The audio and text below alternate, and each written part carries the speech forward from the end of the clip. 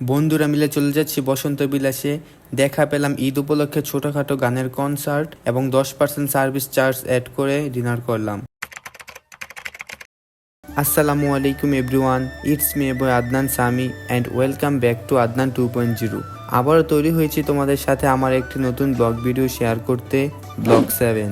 আজকের ভিডিওতে বসন্ত বিলাস রেস্টুরেন্ট ও রিসোর্ট নিয়ে আলোচনা করব, তো চলো দেখে নেই। রিসোর্টটি তারাবো বিশ্ব রোড হতে ঢাকা সিলেট মহাসড়ক দিয়ে একটু সামনে গেলেই যাত্রামুড় স্টেশন।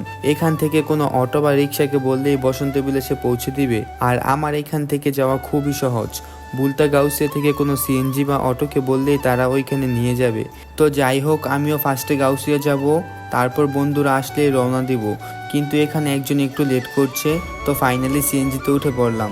বুলতা গাউসিয়া থেকে রিসোর্ট পর্যন্ত সিএনজি ভাড়া নিয়েছিল 200 টাকা। তো আবার রিসোর্টের সামনে গিয়ে ব্লগটি কন্টিনিউ করব। ততক্ষণের মধ্যে সবাই একটু প্রাকৃতিক ভিউ উপভোগ করো। একা মেঘ হেঁটে যায় পায়ে পায়ে, কে যেন ডাকে, পড়ে থাকে পিছুটান শুনশান পথের বাঁকে, জানালার আড়ালে। তো এই যে চলে এসেছি রিসোর্টের সামনে। ভেতরে প্রবেশ করার জন্য পার পারসন 200 টাকা করে এন্ট্রি করতে হয়। এখানে মজার একটি ব্যাপার হচ্ছে, তোমরা যখন ভেতরে খাওয়া দাওয়া করবে তখন খাওয়ার বিল থেকে এই ভেতরে ঢুকার 200 টাকা অ্যাডজাস্ট করা হবে। তো আমরা ফার্স্টেই সাইডটা দিয়ে যাব। এখানে এক সাইডে একটি ছোট্ট লেক আছে, তো এইদিকেও রেস্টুরেন্ট আছে। বিশেষ করে এইদিকে বিভিন্ন অনুষ্ঠান অ্যারেঞ্জ করা হয়। লেকের পাশে থাকা অনেক সুন্দর দেখা যায়। আর এই দিকটাতে অনেক বড় মাঠ আছে। বিকেলবেলা পরিবারের সাথে টাইম স্পেন্ড করার জন্য বেস্ট একটা প্লেস। তো এই যে সামনে একটি ফুটবল খেলার মাঠ আছে, মাঠটি খুবই সুন্দর। যাই হোক, আমরা লেকের পাড় দিয়ে গিয়ে এখন অপোজিট সাইডে যাব।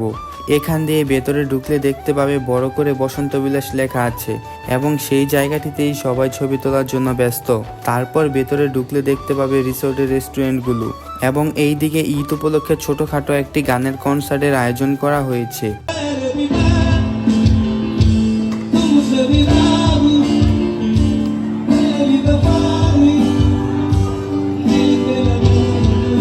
তো চলো রিসোর্টের একটি ছোট ক্লিপ দেখে আসি, সবাই এনজয় করো।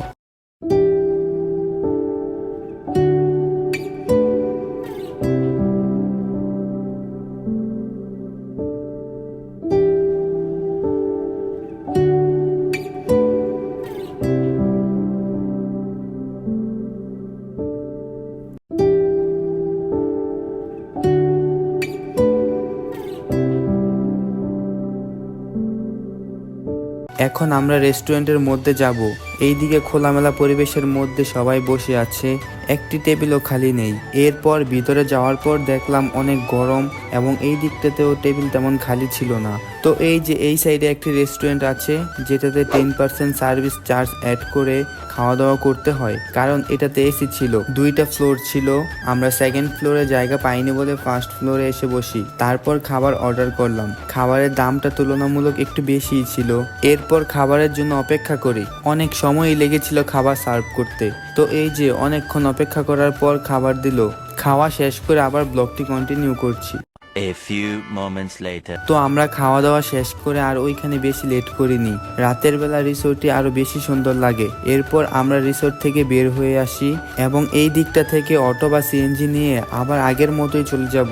এখানে আমরা সাথে সাথে অটো পেয়ে যাই। তো দেখতে দেখতে একেবারে ব্লগের শেষের দিকে চলে এসেছি। ব্লগের মধ্যে যদি কোনো ভুল করে থাকি তাহলে ক্ষমার দৃষ্টিতে দেখবে। And that's a word for today's blog. Thanks for tuning in and I will catch you in the next one. Don't forget to subscribe for more adventure. Assalamu alaikum.